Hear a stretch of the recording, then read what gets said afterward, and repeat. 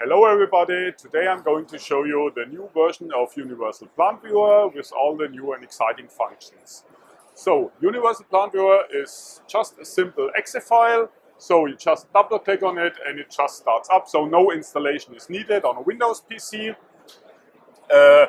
One of the functions is we can select the language here on top, so for example I can switch to Chinese and then all the menu texts or help texts are in Chinese, so I will switch back to English to show you our demo plant.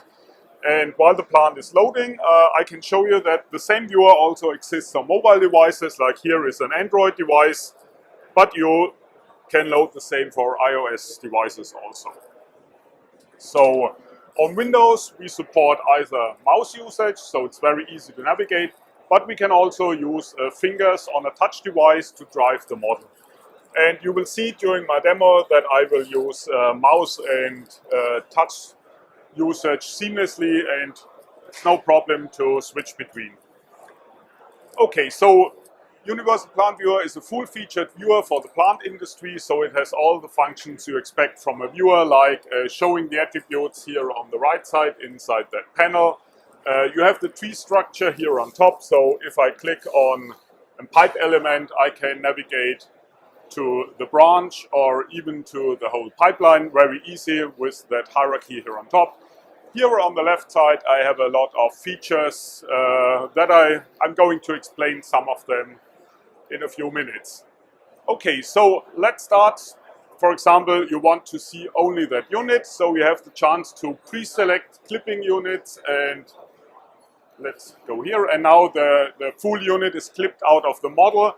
And you can even adjust the clipping very easily just with your finger. You can go down to only see the ground floor and have a look on top of that. And if you release the clipping function, the whole model comes back immediately. Okay, you can also go in and colorize single objects. So I go to the vessel, open the color function, and you see I changed the color of the vessel.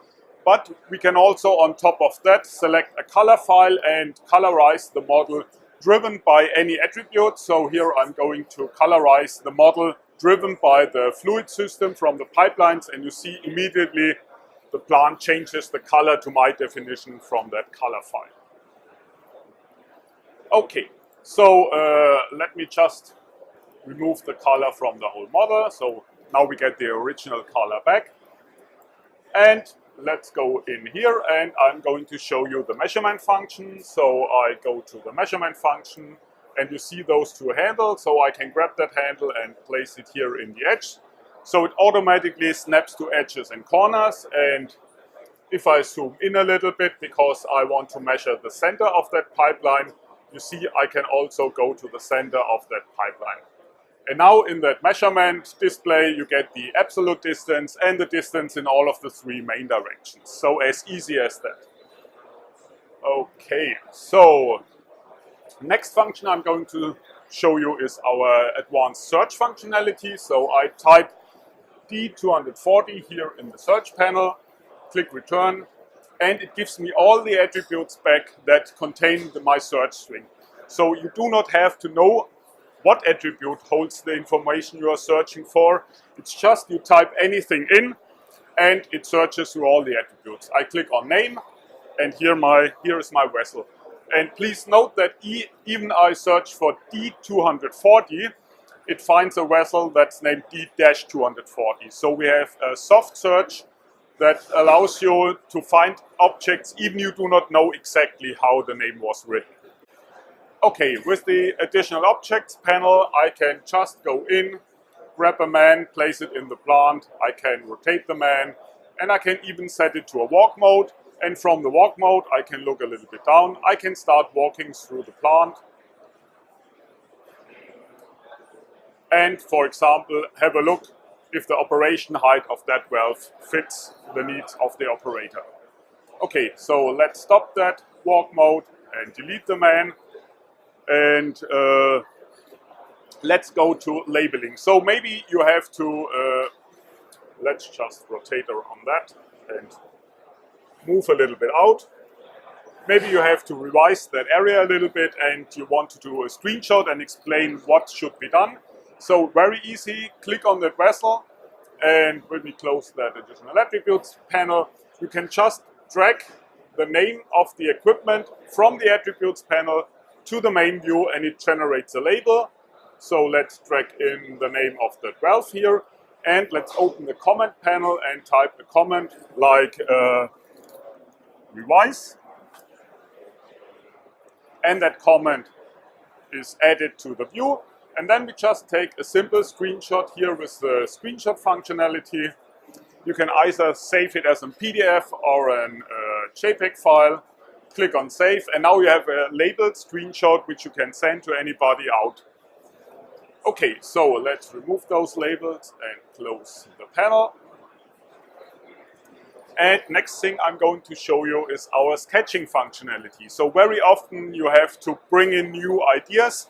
So it's not a design tool, it's more an idea tool. And let's go to that area here. And now we want to duplicate that vessel here and do a short pipe routing and connect to those pipes. So what I do is I select the vessel, including the nozzles. I open up a new sketch, and then I duplicate the vessel. I move the duplicated vessel to the new position. So now I have two vessels. I take my pipeline tool, place the first piece of pipe, and I can either make it manually to define the length, or I can reference to other objects like that pipeline here. I reference here and I reference here. Then I have the chance to select any other diameter. So let's go to say 80 millimeters. I place a ball valve here. And now you can save out that sketch or even export it as a DGN file to reference it in your detail design tool. And then the detail designer can really do the real work and do the detail work. Okay, so I delete that sketch and I'm going to show you the custom attributes. So what's about the custom attributes? So I have the chance to add my new own attribute to the model, even if it's not existent in the 3D design system. So here, for example, I added a new attribute called construction state to all the pipelines in that area. And to make it more visible, I can colorize the plant by just double-clicking on that attribute.